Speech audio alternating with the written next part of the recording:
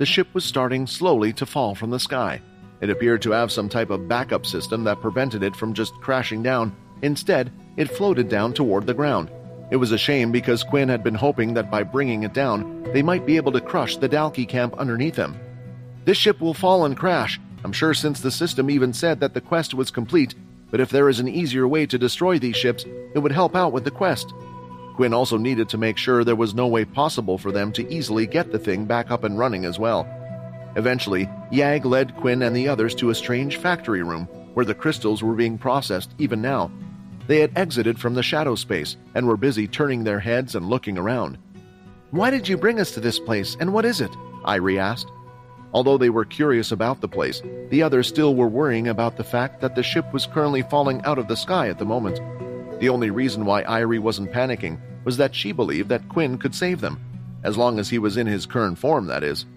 While looking around, the two of them had made eye contact, and a flash of Quinn's other self had appeared in her mind.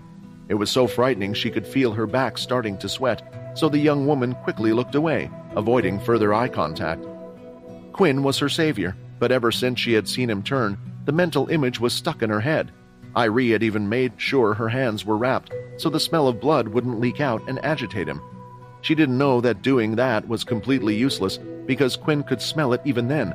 Not to mention, he had already had his fill of Dalkey blood, satisfying him.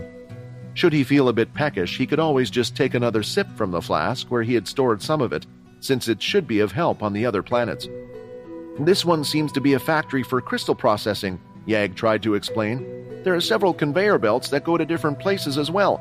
One of them should be the engine room that you guys just destroyed.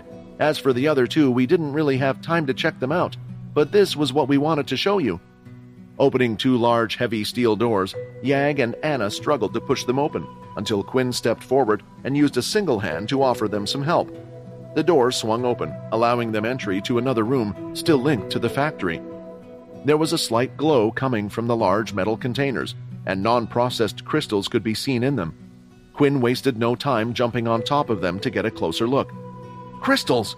This whole container is filled with different grade beast crystals. Just one container seems to have as many beast crystals as the demigod tier beast had kept, and there are 20 containers in this room alone." From his elevated position, he could see that nearly all of them were filled up to the very top.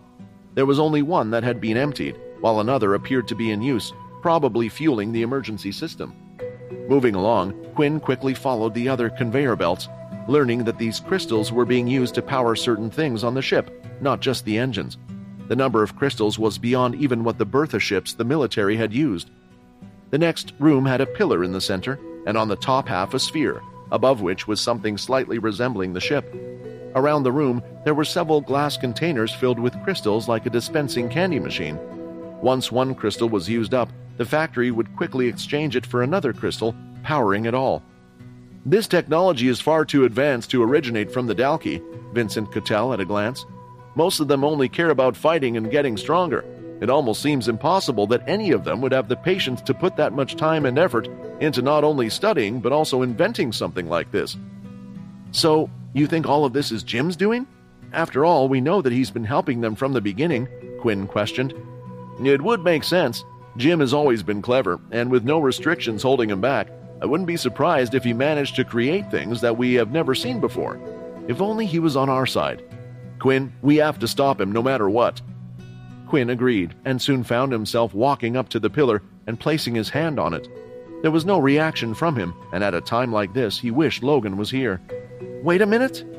Thinking about this, Quinn remembered that his system in a way did work like Logan, at least the inspect skill did. At certain times, using it when touching certain electronics or items would give him certain details. "Inspect. Dalkey defense system. Shield at 100%. Energy at 100%. So this is the reason why none of the attacks got through to the motherships? They are able to utilize this many crystals? A shield created from beast crystals was something that human ships could do as well, but the conversion rate was less than ideal, and that was being polite. The energy inside the crystals would be used up far too fast, similar to how Logan used crystals with his energy blades.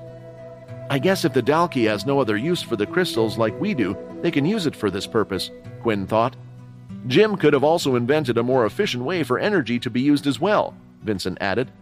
Regardless, Quinn wasn't the type of person who would be able to figure something like this out. Since it was a device located on the inside, it would be nearly impossible for anybody to destroy a Dalki mothership from the outside.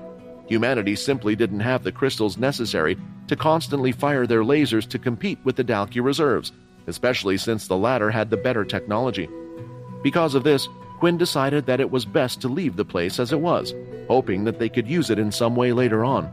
Before leaving, though, Quinn went back to the previous room and withdrew all the crystals from the containers, placing them in his dimensional space. The Dalki own half of the beast planets and have been collecting crystals for far longer than us, only they never bothered to turn them into weapons or armor. Just with the loot of one mothership, it will help alleviate the crystal problem by a lot. Following the conveyor belt to one more place, Quinn entered another room that he didn't recognize. He had assumed that since the Dalki had been created by the vampires, they would have more similarities, but some of this stuff looked modern even for the current time period. There were several long stick objects, but it was clearly an invention or machinery of some kind, each with a large crystal on top of each of them. Placing his hand on the device, he did the same again. Inspect. Planet jamming array. So this is what causes the teleporters to stop working? At least now I know what they look like, so if it happens again, we can look for it. Not every time the teleporters have been jammed has there been a mothership along with it, so I guess they must have a mobile version of these things as well. For this one, Quinn was unable to leave it be because he needed the teleporters to work. First, he took out the crystals from the device, each one of them at the Emperor tier level. It looked like this device too needed a lot of energy to sustain it, which made it valuable loot. Next, he grabbed one of the strange devices and placed this in his dimensional space as well, before destroying the others. After taking every crystal they had, Quinn was soon off the ship. He took the others with him, and with the shadow was able to create a safe landing. It looked like the Dalki who were on the ground were now unorganized and had split up in different directions, but all of them should be heading to a certain place, the shelter. Bang! The whole ground shook violently. It felt like a giant earthquake as items fell from shelves, just like the people who had just been standing. The good thing was the mothership had fallen slowly, so it didn't create too much of a problem, but still with its giant weight and how far it was, they could feel the impact. He did it! He took down the Dalki mothership! Peach screamed with excitement, witnessing what would later be recorded as the turning point in the Second Dalki War. Who is he? And did they really take out a Dalki mothership? How could that happen? Who else could it be but Quinn, the only man deserving to be my husband? Helen questioned with a smile. Maybe he's grown so much, becoming such a big deal that he might be a bit too much for me. This news wasn't just a good reason for the Cursed faction to celebrate, though, because the news had also spread to the Earthborn faction and the Greylash faction as well. That kid! I guess I can't call him a kid anymore after he was able to achieve something great before us again, Owen muttered to himself with a smile. This will be another morale boost that we can all use. It proves that the Dalki aren't invincible, Sax spoke, but both of these world leaders still had their own problems to face. Yet they were thinking the same thing. I have to catch up to him. The news had also managed to spread to the Dalki themselves. In particular, Graham was just walking out of another destroyed faction base. Blood splattered across his face. They actually managed to take down one of our motherships? I never expected them to be able to do that, much less in such a short amount of time. Tell me exactly where the ship was taken down, Graham ordered, surprised that it was in their region.